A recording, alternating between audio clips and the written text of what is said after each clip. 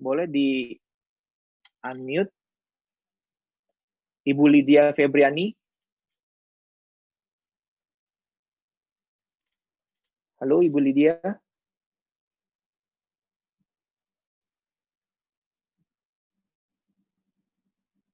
Cek.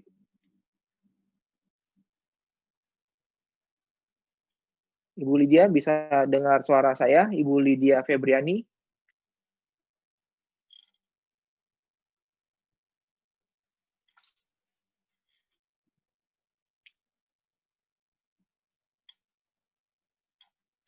Sepertinya belum terkonek ya, Ibu Lydia Febriani. Kok Jeffrey boleh bantu unmute nggak? Dia katanya nggak bisa di-unmute kok.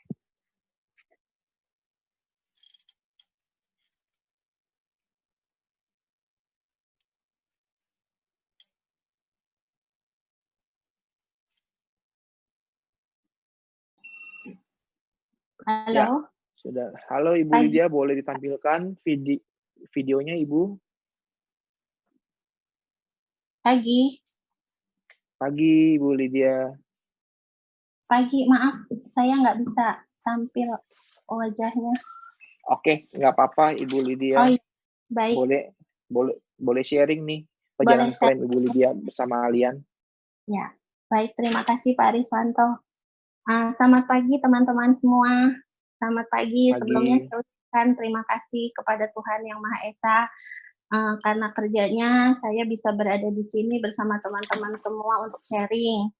Dan terima kasih untuk leader saya, Ci Agyok, dalam suka dan duka selalu mendampingi saya, terlebih 10 bulan suami saya sakit, sampai detik terakhir pun selalu ada di sisi saya. Terima kasih. Baik teman-teman, saya mulai cerita. Jadi saya Lydia, biasa dipanggil Aling. Usia saya 45 tahun. Suami saya Effendi 46 tahun. Kami menikah 10 tahun, masuk ke tahun ke-11. Dari sejak menikah, saya tahu hobinya dia itu senang olahraga. Terutama olahraganya itu sepeda, gym, atau sekali-sekali dia berenang. Makannya juga cukup sehat. Jadi saya kalau pagi itu pasti siapin dia tuh makan yang rebus-rebusan, dagingnya juga ayam direbus, pokoknya benar-benar makanan sehat. Tapi ternyata badai kehidupan menghampiri kami sekeluarga, yaitu tepatnya 18 Agustus 2019, waktu itu hari Sabtu. Jadi tiba-tiba pagi-pagi kami masih bertemu seperti biasa, kami masih aktivitas. Bahkan dia pergi kerja pun masih bye-bye lah sama saya. Tiba-tiba jam 2 siang dia tuh pulang ke rumah, diantar sama orang yang aku nggak kenal juga, disupirin sampai depan rumah.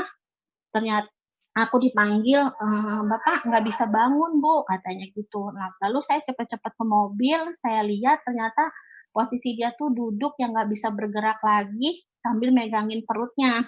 Nah, dari situ langsung saya bawa ke rumah sakit terdekat. Kebetulan itu kan hari Sabtu ya, jadi maaf itu hari Sabtu atau Minggu, jadi pokoknya tidak ada dokter. Akhirnya hanya dilakukan lama di UGD, langsung saya minta ronsen, di ronsen ternyata katanya nanti dijelaskan oleh dokternya hari Senin. Ya udah, mau nggak mau saya nunggu kan sampai hari Senin, karena saya pikir mau dibawa ke Jakarta pun kondisinya dia udah nggak bisa bergerak. Jadi seharian ya nunggu dokter sampai besok itu dia cuma duduk tanpa bisa bergerak sedikit pun karena dia akan kesakitan kalau dia bergerak sedikit. Nah, akhirnya kami nunggu sampai besoknya lagi jam 2 siang. Datanglah dokter, lihat hasil ronsennya, ternyata ini katanya harus dioperasi. Dicurigain belum bisa punya gambaran apa-apa saya, kecuali harus diobservasi dulu di bedah katanya gitu. Ya sudah, aku bilang ya udah Dok, pokoknya saya yang terbaik aja. Saya mau bagaimana, saya udah nggak ada pilihan lain. Dokternya kebetulan kenal, jadi cukup banyak juga kasih penjelasan kepada saya kemungkinan yang akan terjadi. Ya udah saya bilang saya siap, tapi saya tetap berdoa untuk operasinya berjalan lancar. Singkat cerita, operasi berjalan dari jam 3 mulai sampai jam 7 malam. Nah, di situ saya dipanggil sama dokter, dibilang kalau ternyata tadi itu ada usus buntunya pecah di dalam. Sekaligus yang lebih parahnya itu lambungnya bocor. Bocornya itu sekitar 1 senti bolongnya. Nah, dokter bilang, harusnya bocor satu satu apa, cuma satu titik jarum aja itu harusnya udah kesakitan, si dokter bilang. Ini hebat ya bisa 1 senti begini bisa nggak kerasa apa-apa, tahu-tahu, langsung blek aja tiba-tiba langsung sakit seperti apa, nggak ada tanda-tanda apa-apa di jalan, tahu-tahu tiba-tiba dia terjatuh gitu loh, langsung dia, dalam posisi duduk. Nah, dokter tanya sama saya, "Mungkin ada makan apa nggak ya yang asam atau minum bir?" Atau saya bilang, "Enggak, minum bir enggak, merokok juga sudah stop, sudah lama. Apa, makan-makan yang mengandung cuka juga enggak." Dokter sempat bilang, "Ya sudah berarti, mudah-mudahan nggak ada apa-apa." Saya juga Kak, ya udah kita kontrol aja. Itu dirawat kurang lebih 18 hari di Rumah Sakit Bina Husada Cibinong. Akhirnya pulang ke rumah. Kira-kira, 2 minggu kok perutnya kembung, nggak bisa makan. Lalu saya bawa lagi ke rumah sakit tersebut karena mau ketemu sama dokter yang pertama ini yang bedahnya supaya tahu jadi dokternya, kalau dokter yang sama kan jadi akan tahu ya apa yang saya pikir apa yang akan ada apa di dalam. Akhirnya dokter bilang, "Oh nggak ada apa-apa, ini bukan masalah pembedahan." Akhirnya singkat cerita saya, berobat ke, Rumah Sakit Premier Jatinegara. Di sana saya, ketemu dokter, bagian lambung dengan dokter gastro. Di sana akhirnya dirawat karena dia mual-mual, muntah gitu ya, akhirnya dirawat. Selama dirawat itu sempat endoskopi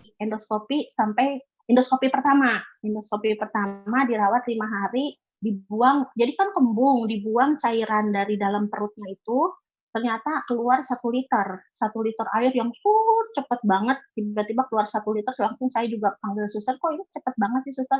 Tiba-tiba perutnya kempes. Nah, akhirnya menurut dokter ya itu, makanan tuh nggak bisa turun katanya ke usus 12 jari. Udah akhirnya, pulang karena ternyata udah bisa makan lagi kan beberapa hari dirawat 5 hari. Akhirnya pulang, kira-kira 2 minggu lagi sama berulang lagi seperti itu lagi keluhannya nggak bisa makan.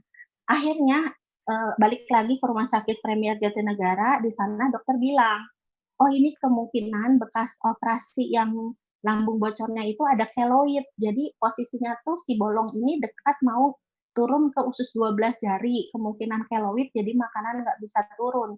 Di endoskopi lagi lah yang kedua di sana. Setelah di endoskopi, saya dipanggil juga sama dokternya, boleh lihat, jawabannya, "Iya ini keloid ya, keloid. Jadi kita operasi aja sudah jelas kita bypass lambung." Menurut si dokter. Aku bilang, "Yakin Dok ini mau di-bypass lambung? Kita udah prepare semuanya, ini sudah yakin tanpa perlu tes yang lain?" Dokter bilang, "Iya, positif, ini memang hanya perlu di-bypass saja. Jadi nanti makanan tuh dari lambung langsung turun ke usus, jadi nggak lewat dibuat saluran langsung ke usus, jadi tidak lewat yang tadi ada keloidnya itu." Oke, saya langsung besoknya itu tanggal 10, kurang lebih 10 Desember, akhirnya tanggal 11 Desember, operasinya dimulai pagi, saya tunggu, oh ternyata, ada cancel, akhirnya operasinya tuh, sore. Nah, dari sore itu udah mulai masuk ruang operasi, saya nunggu di luar, kira-kira berjalan 1 jam, saya dipanggil sama dokter bedah bedahnya, dibilang, "Oh Ibu ternyata, mohon maaf ya." Aduh saya udah langsung lemes dengar gitu ya, karena lihat aura dokternya juga mukanya nggak bagus, ternyata ada benjolan sebesar kepalan tangan dewasa di antara usus 12 jari dan usus halus. Jadi benjolan ini ngiket, makanya makanan nggak bisa turun. Loh, jadi bukan keloid ya dok? Aku bilang gitu. Kemarin kan lihat dari endoskopi keloid, ternyata bukan. Saya juga nggak ngerti lah apa yang terjadi dari hasil endoskopi itu. Ya sudah, sekarang harus si dokter bilang ini mau nggak mau harus dibuat kantong BAB-nya di luar perut. Jadi dikeluarkan ususnya, istilahnya ileostomi. Nah, nggak ada jalan lain dok atau apa? Saya bisa lihat nggak dagingnya seperti apa? Karena saya tak khawatir kok endoskopi nggak bisa ngelihat gitu kan. Akhirnya dikasih lihat dagingnya. Dagingnya ini yang udah saya potong sebagian. Ini seperti ini. Nah, ini masih ada lagi yang keras saya nggak bisa potong karena saya khawatir menurut dokter nanti akan terjadi pendarahan hebat. Oke, ya sudah saya nggak bisa apa-apa, tapi saya tetap berpikir, nanti ketika suami saya ciuman saya harus bilang apa ya, ini kan di luar apa, di luar, eee, pembicaraan kita dari awal gitu loh, suami juga khawatirnya nggak siap. Tapi dokter bilang, "Ya ini nggak ada jalan lain Bu, ini harus segera harus saya lakukan sekarang." Ya udah akhirnya saya tanda tangan lah untuk dilakukan operasi itu kan. Akhirnya besok, udah malam selesai operasi, besok pagi suami saya udah siuman, sudah tenang, saya bilang, "Dokter aja deh yang kabarin ke suami saya, karena saya nggak berani kabarin nanti, dia bisa marah sama saya," aku bilang gitu. Dia pasti emosi kan, kaget apa yang terjadi harus pasang kantong di luar. Karena sebelumnya saya juga pernah juga kejadian saudara seperti itu, betapa syoknya dia gitu kan, dengan kantong di luar itu. Saya takut suami juga kan langsung inget yang mengenai saudara saya itu. Dan ternyata akhirnya ya sudah dokter yang jelaskan, suami saya kaget, syok, tapi benar akhirnya ya udah dia terima lah, singkat cerita dia terima. Saya support kan, saya support pokoknya tenang aja saya akan dampingin terus, saya bilang. Nah, dari situ dirawat 23 hari lagi karena masuk ICU, kemudian, nunggu oh iya dokter bilang, "Ini hasilnya di PA, di PA, nanti di PA ini kita lihat hasilnya seperti apa." Ternyata dari PA itu langsung keluar, kesimpulannya itu kanker lambung. Diperkuat lagi dengan IHK yang kami tunggu selama 2 minggu, ternyata memang positif kanker lambung. Betapa syoknya suami saya. Sebenarnya saya benar nggak bisa bohongin suami saya kalau nggak bilang apa, kalau kita nggak mau bilangin dia cancer. Wong dia masih di rumah sakit, dia juga lagi nunggu-nunggu hasilnya, dan benar kan dok suster sore itu datang bawa hasilnya ternyata positif cancer.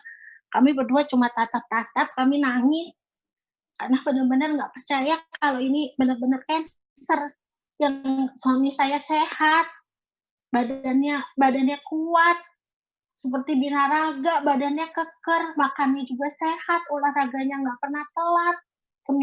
Karena wira swasta kan dia bisa bebas ngatur olahraga yang seminggu 3 kali itu sudah pasti nggak pernah telat.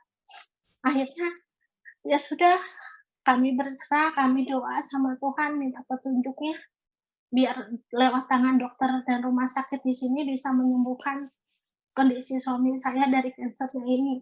Kami memohon mudah-mudahan ada mukjizat dari Tuhan Yesus untuk kesembuhan suami hamba.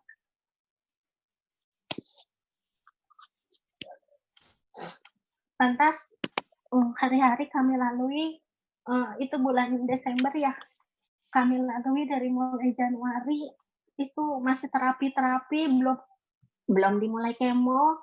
Akhirnya bulan Februari suami menjalani kemo pertama. Nah, dari kemo pertama itu dia sudah bilang, "Kamu kanker, aku nggak mungkin sembuh," dia bilang. Tapi aku selalu nguatin terus, aku selalu doa. Jadi aku percaya Tuhan pasti kasih yang terbaik apapun itu. Akhirnya sampailah kemo ketiga. Kemo kedua itu rambutnya sudah mulai rontok. Lalu kemo ketiga dia sudah mulai kayaknya obatnya itu entah dia nggak kuat atau dia merasakan kok nggak enak ya badannya, dia bilang gitu. Belum lagi si kantong ileostominya itu bikin dia tuh nggak bisa tidur nyenyak setiap hari. setiap hari, tidur mau balik kiri, balik kanan karena ngeganggu. Kantongnya itu kadang suka bocor, jadi tiba-tiba kan kalau bocor, repot semuanya ya, harus bersih-bersih. Jadi dia bilang, "Aku tidur nggak tenang, tengah malam setiap 1 jam pasti setiap 1 jam dari mulai jam 7 pagi bangun sampai jam 6 pagi lagi dia bangun, itu nggak pernah bisa tidur tenang selama 6 bulan." Jadi dari mulai Januari sampai bulan, Juni terakhir hembuskan napasnya itu dia benar-benar tidur tuh tangannya nggak pernah lepas dari kantongnya itu. Karena dia khawatir bocor, dia akan nyusahin saya, dia bilang. Nah, akhirnya di kemo yang keempat itu kan ada Covid ya. Mulai protokol Covid, apa-apa harus di-swab, dia sudah mulai makin drop. Dia bilang, "Aku nggak sanggup karena setiap kali mau kemo, mau masuk rumah sakit, apa-apa harus rapid. Rapid nggak mau, diminta swab juga." Dia bilang, "Aku udah hopeless," dia bilang seperti, tapi aku tetap semangatin dia terus. Nah, akhirnya kemarin sampailah di bulan Juni tanggal 16 itu kemo dia yang terakhir. Akhirnya kami sampai di kemo ke-6, malam sebelum kemo ke-6 tuh saya bilang sama suami, "Kokoh, akhirnya kita sampai ya di kemo ke-6, yang aku pikir nggak akan pernah terjadi dan sekarang terjadi kok." Aku bilang, "Ih Koko, kita memang info dari dokter itu kita jalanin kemo cuma 6 kali, setelah itu akan dicek lanjutan lagi. Tuh kan Koko semangat terus, eee, ternyata kita bisa lewatin ini kan." Dia senang, ternyata kemo ke-6, "Iya, aku senang, aku bisa ya lewati kemo ke-6." Nah, akhirnya besok paginya tanggal 17-nya kita cepet-cepet pulang, karena biasanya kalau udah kemo kan besoknya kita boleh pulang. Pulang sampai di rumah ternyata, hanya 2 hari tiba-tiba badannya langsung lemes, yang nggak bisa bangun, nggak bisa nggak bisa gerak, mau minum aja aku harus bangunin badannya. Lalu saya pikir, nggak bisa nih di rumah seperti ini terus, aku harus bawa ke rumah sakit lagi. Akhirnya 2 hari di rumah, hari ketiga paginya, hari Minggu saya bawa lagi ke rumah sakit itu tanggal 21, Juni. Nah, dari 21 Juni itu pokoknya dia udah mulai drop. Nah, eee, akhirnya dia bilang, eee "Aku nggak mau dibawa ke rumah sakit lagi, aku mau di rumah aja, aku mau mati di rumah," dia bilang seperti itu, tapi tetap aku bawa ke rumah sakit. Nah, selama jam 5 sore itu sampai belum dapat kamar karena sekarang standar Covid jadi di UGD juga lama sekali ya, berjam-jam bisa 4 sampai 5 jam. Selama itu kan saya ngobrol. Nah, rupanya mungkin suami juga sudah punya firasat, yang bikin saya senang tuh ada obrolan terakhir yang bisa saya nikmatin berdua, benar-benar berdua sampai jam 4 pagi dia nggak tidur, dia cuma ngomong sama saya, dia bilang, eee, "Aku sebenarnya nggak kuat, aku pengen pulang dari sore itu," dia bilang, "dari jam 5, aku pengen pulang, eee, memangnya nggak ada apa." Aku bilang, "Emang kenapa sih? Kok Koko pengen pulang? Kan Koko udah kemo terakhir." Dia bilang, "Aku udah nggak mungkin bisa makan, bisa minum dengan kondisi aku seperti ini. Kamu lihat realita aja," dia bilang seperti itu. "Tapi aku tenang kalau aku pulang, aku udah siap, aku semangat untuk pulang." Sampai tangannya diangkat, dia bilang, aku semangat mau pulang. Karena aku pulang juga tenang, kamu nggak terlantar kan? Aku udah siapin kamu untuk kehidupan kamu, seandainya hari-hari kamu lewatin kamu tenang ya." Aku bilang, "Iya kok, aku senang, kalau memang Koko pergi sudah siap seperti itu." Eee, aku nggak dia benar-benar dia ngerasa dia itu sudah, walaupun dia pergi tapi dia udah ninggalin aku dalam keadaan tenang, jadi dia pun pergi akan tenang. Ya sudah dari jam 5 dia ngomong seperti itu terus sampai pagi jam 4, akhirnya jam 2 pagi aku bilang, "Iya Koko, aku udah relain kamu untuk pulang." Akhirnya jam 4 dari jam 2 sampai jam 4 itu dia cuma diem, udah masih nafas panjang, tapi dia sudah diam, badannya sudah lemas, sudah nggak bisa diangkat, tangannya juga. Jam 4 pagi persis dia sudah nggak ada komunikasi, karena saya bilang, "Coba kok tangannya pegang tangan aku, kalau Koko masih dengar aku." Masih ada sentuhan sedikit tangannya, tapi ketika jam 4 lewat 10 tangannya udah nggak ada sentuhan, jadi saya sudah berpikir ya dia sudah tidur nih. Dan benar nggak adanya itu di jam 1 lewat 18, tanggal 22 Juni. Tapi pas, yang bikin saya senang, yang bikin saya lega, itu dia ninggalin aku tuh dengan dengan tenang karena dia tahu ketika ada uang yang saya dapatkan dari asuransi dengan CI plusnya itu keluar waktu di bulan Maret ya. Di bulan Maret itu keluar 750 juta. Dia itu langsung, saya bilang, "Koko, uangnya sudah cair nih," aku bilang gitu. Sudah ditransfer, pagi-pagi aku lihat jam 10 pagi. Terus suami langsung bilang, "Udah keluar ya?" Dengan wajahnya senang. Walaupun dia sakit, tapi dia senang. Dia bilang, "Ya udah, kamu beli madu ya yang banyak. Kamu beli kantong elostominya yang banyak ya." Suami bilang seperti itu. Karena mungkin uang itu yang bikin dia jadi tenang juga kan hari-hari. Jadi aku pun merasa tenangnya seperti apa. Aku cuma tinggal fokus hanya ngurus suami aja tanpa aku harus berpikir hal-hal yang lain. Jadi memang benar-benar sukacita saya berdua itu dengan uang yang keluar itu tuh suami saya tiba-tiba kayak semangatnya ada gitu loh. Dan saya juga jadi semangat untuk ngurusnya tanpa saya ada beban biaya-biaya dan lain-lain. Lalu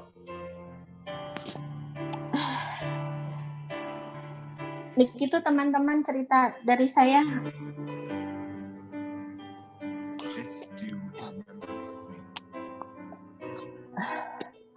Saya jadi ingat waktu uang yang 750 CI Plus-nya ini keluar tuh saya jadi teringat lagi ya. 4 tahun yang lalu, September 2016, saya bertemu sama Ci Agyok ini. Ci Agyok ini teman saya masih kuliah, tapi sudah rasa saudara. Karena selama 10 bulan ngedamping ini dia luar biasa support buat saya, bolak-balik Cibinong. Nah, waktu dia datang ke rumah saya itu, saya masih berpikir, oh apa ya yang dibawa produknya gitu loh. Ternyata itu sekarang manfaatnya bisa kami rasakan dan suami saya pun merasakan kebahagiaan itu kan dengan sakitnya dia, tapi dia bisa fasilitasin untuk kebutuhan sakitnya dia tuh dengan leluasa. Dan saya ngerasa Ci Agyok ini benar-benar malaikat malaikat kami sekeluarga. Kalau tidak, andainya si Cici ini tidak datang ke rumah saat itu, belum tentu keadaan saya seperti ini. Ya, ditinggal suami, saya merasa memang saya ngerasa sedihnya luar biasa. Tapi hidup tetap harus berjalan. Jadi saya ngerasa ambil asuransi ini sesuatu yang luar biasa buat saya. Ternyata kehidupan saya juga tetap berjalan, tapi saya tidak perlu susah-susah. Saya tetap ngejalanin hidup ini dengan damai, hanya menata hati saya aja. Ya, saya pikir ini hanya waktu ya untuk bisa bersahabat. Saya ditinggal suami. Jadi saya benar-benar mengucapkan terima kasih sama Cici, terutama dan kepada Allianz yang sudah membantu saya dalam keuangan saya. Begitu, Pak Riswanto.